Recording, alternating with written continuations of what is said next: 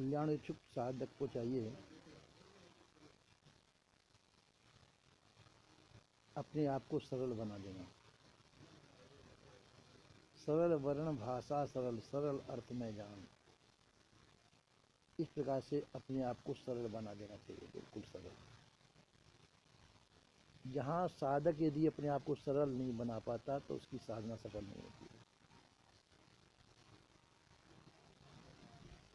सरल का मतलब सीधा सच्चा होना, जो जैसी बात हो उसमें अपन सरलता से उसका बर्ताव कर रहे हैं, तो उसको कहते हैं सरलता। यदि हम छिपाव करते हैं उसके अंदर तो वो सरलता नहीं रहेगी, फिर सरलता नहीं कहलाती है। तो साधक को सरल होना चाहिए। सरलता में हमारा मार्ग सुगम हो जाता है और हम जो आगे अग्रसर होते चले जाते हैं। सरलता न होने पे हमारे अंदर कई विघटन पैदा हो जाते हैं, रुकावटें पैदा हो जाती हैं और हम आगे बढ़ने में मुश्किल होती है। इसी प्रकार से हमारी भाषा सरल वर्ण भाषा सरल, हमारे शब्द भी सरल होने चाहिए, जिससे कि हर कोई हमारे शब्दों को समझ सके। भाषा भी हमारी सरल होनी चाहिए, हमारी भाषा को सब कोई समझ, अर्थगम्य होनी चाहिए, जिसके अर्थ को, हमारे कहे हुए भाषा के अर्थ को हर कोई पहचान सके, ऐसी भाषा बोलनी चाहिए। तो ऐसी भाषा से युक्त जो हमारे वाक्य होंगे वो सबको ग्राह्य होंगे, सभी उसको आराम से समझ सकते हैं। कभी कभी कोई ज़्यादा पढ़े लिखे होते हैं तो कठिन भाषा बोलते हैं, कठिन शब्दों का प्रयोग करते हैं, तो पढ़े लिखे उसको समझ लेते हैं पर सर्वसाधारण लोग उसको नहीं समझ पाते हैं, और वो इसको अपना शौक समझते हैं, अपने ज़्यादा पढ़े लिखे का मैं तो समझते मैं ज़्यादा पढ़ा लिखा हूँ। पर ज़्यादा पढ़ाई उसको कहते हैं कि तुम्हारी भाषा को हर कोई लाभ उठा सके,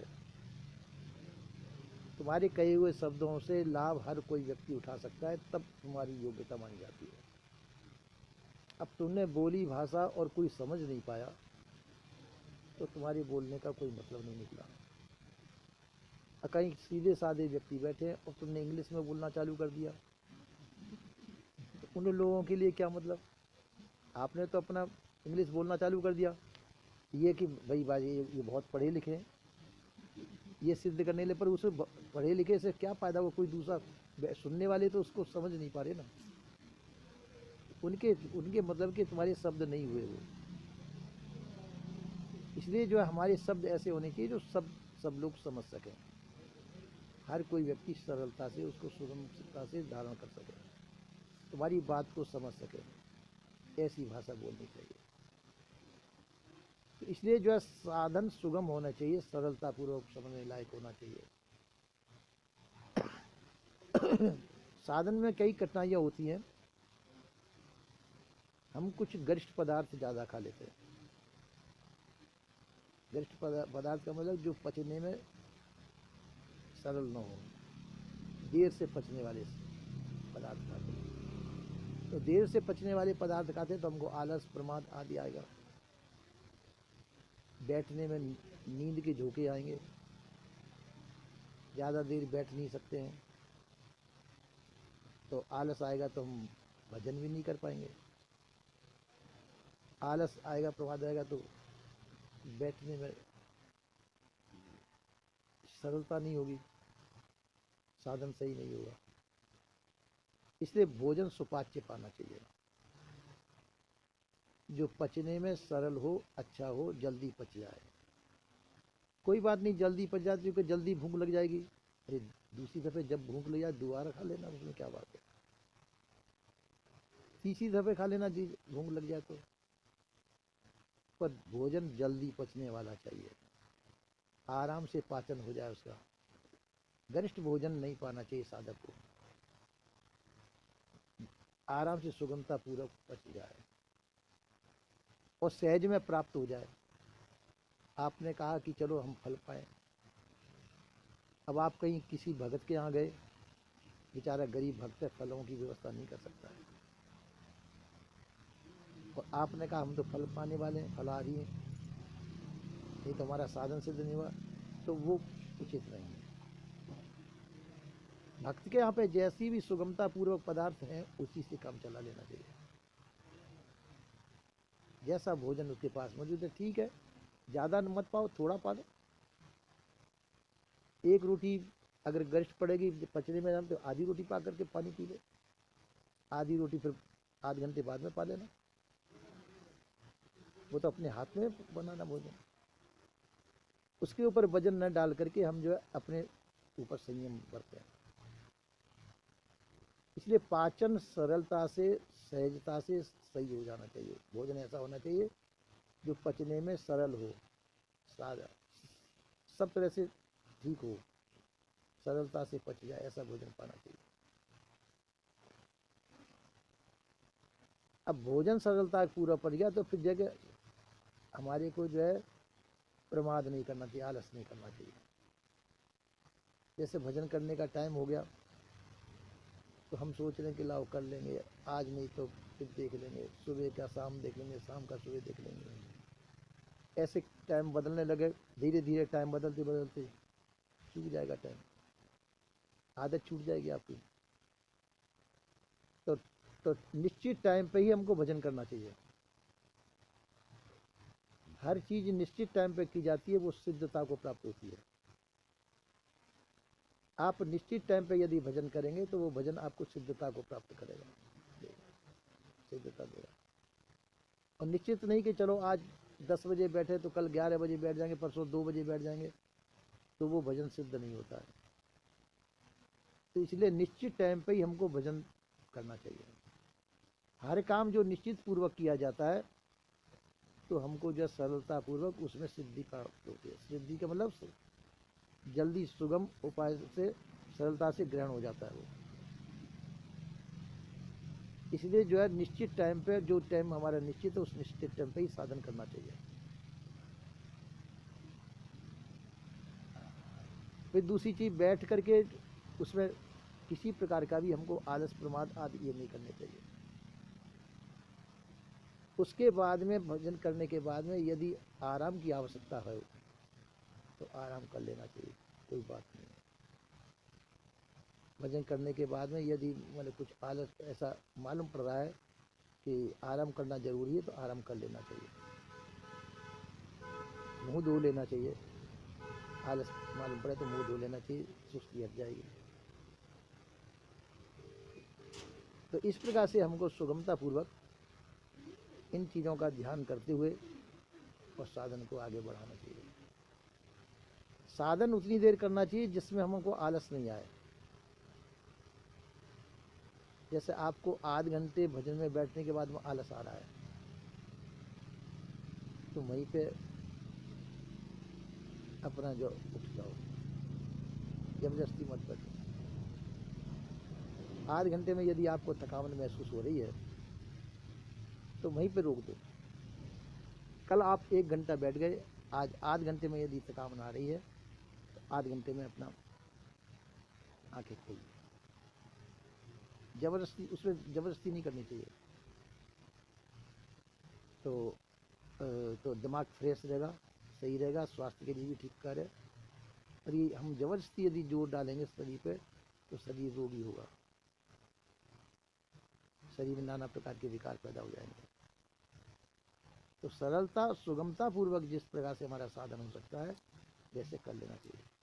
कभी कभी भजन में मान लो सिर में दर्द होना चालू हो जाए और तुम जबरदस्ती बैठे रहो तो सिर का दर्द और ज़्यादा जड़ पकड़ेगा। तो इसलिए वहीं रोक दो, भजन करो वहीं बंद कर दो, रोक दो, आंखें खोल दो, सहज रूप में आ जाओ, जिससे कि सिर दर्द बढ़े नहीं। तो किसी प्रकार से यदि भजन करते में हमको कुछ कठिनाई महसूस हो रही हो, हमको आराम कर लेना चाहिए, उसमें जबरदस्ती नहीं करनी चाहिए। तो वो कारण ठीक है। कहते हैं कि जैसे वीणा है, वीणा में तार लगे होते हैं, अगर उसको तार को ज़्यादा कस देंगे तो वीणा के तार टूट जाएंगे, तो नहीं बजेगा वीणा। और यदि उसको ढीला छोड़ देंगे तब भी नहीं बजेगा। तो इसी मतलब उचित माफिक जितना चाहिए उतना ही टाइट करना चाहिए उसे। इसी प्रकार से हमको साधन उसी प्रकार करने चाहिए जिस प्रकार से हम सहजता से उसको सहन कर सकें। व्रत भी व्रत करना आवश्यक नहीं होता है। हाँ, यदि मतलब भूख नहीं है तो ठीक है, एक टाइम भोजन न पाओ कोई बात नहीं, और जबरदस्ती व्रत नहीं करने चाहिए। व्रत करने का नियम है कि यदि व्रत करना जरूरी समझते हैं आप, तो आज के दिन जो है भोजन न पा करके उसमें शाकाहार करिए, सब्जी का भोजन करें। दूसरे दिन जाकर के फलाहार कीजिए।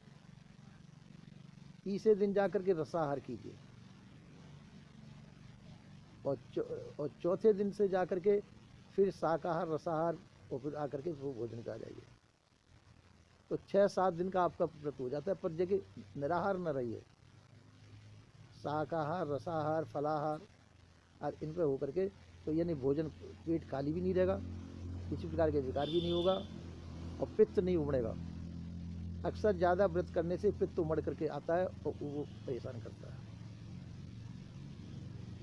तो कभी आवश्यकता पड़ जाए व्रत की तो इस प्रकार से व्रत करना चाहिए, और नहीं तो व्रत करने की आवश्यकता नहीं है, सही में तो भोजन पाइए तो व्रत नहीं करना पड़ेगा। तो इस प्रकार से करते हो। और दूसरी चीज़, हमको आलस प्रमाद तो बिल्कुल ही नहीं आना चाहिए, हल्का फुल्का रहना चाहिए, जिससे भजन का साधन क्रम हमारा सुचारू रूप से चलता रहे।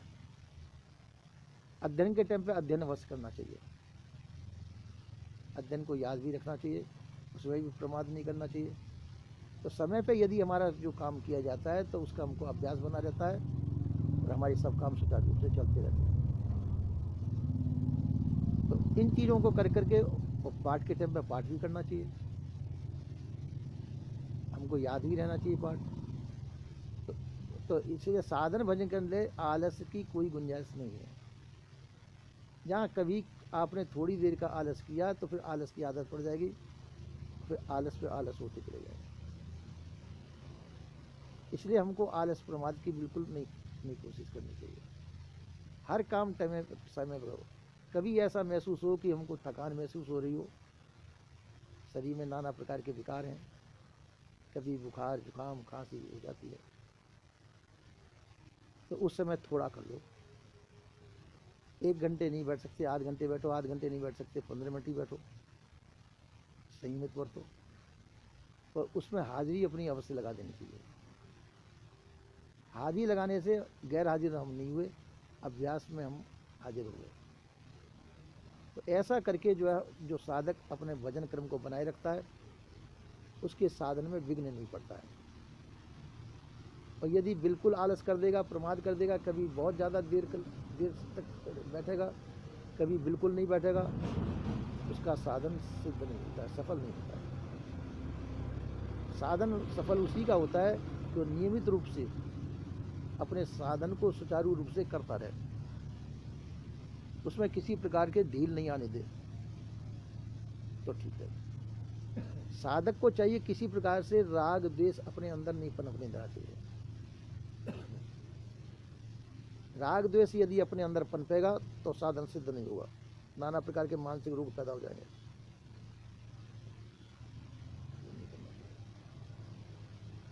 इसी प्रकार किसी प्रकार से हमको किसी को गुमराह करने की कोशिश नहीं करनी चाहिए। गुमराह करने की कोशिश से मानसिक विकार बनते हैं। तो जहाँ साधन भजन सत्यता के ऊपर आधार होता है तो वहाँ किसी प्रकार से गुमराह नहीं करना चाहिए। जैसी बात है उसको वैसी ही कर देना चाहिए, उसमें बिल्कुल इधर उधर नहीं करना चाहिए। कहने लायक बात ना हो तो कह देना चाहिए कि भाई ये बात हम कह नहीं सकते, कहने लायक नहीं है, स्पष्ट हो गई बात। तो इन चीज़ों से सत्यता अपने अंदर रहती है, सत्यता के आधार पर जो साधन चलता है वो सत्यता को प्राप्त होता है। तो नित्य जो साधन में बैठे हैं, साधन के अंदर सभी प्रकार के नियमों का पालन करते हुए आवश्यकता अनुसार भोजन ग्रहण करते हुए, समय पर नींद लेते हुए, नींद भी जो है यथायोचित लेनी चाहिए। ऐसा नहीं करना चाहिए कि कभी नींद नहीं ली तो नहीं ली, ज़्यादा नींद नहीं लेंगे आप तो भी शरीर में दर्द हो जाएगा, परेशानी देगा। भोजन समय पर नहीं करेंगे तब भी विकार पैदा होगा। तो हर चीज़ समय पर करनी चाहिए, इसमें आलस नहीं करना चाहिए। ऐसा करने से हम जो है सभी चीज़ सुचारू रूप से करते हुए अपना भजन क्रम जो है आराम से निभा सकते हैं, तो कोई विघ्न नहीं पड़ेगा। किसी को कुछ पूछना हो तो पूछ सकते हैं, पूछना है किसी को।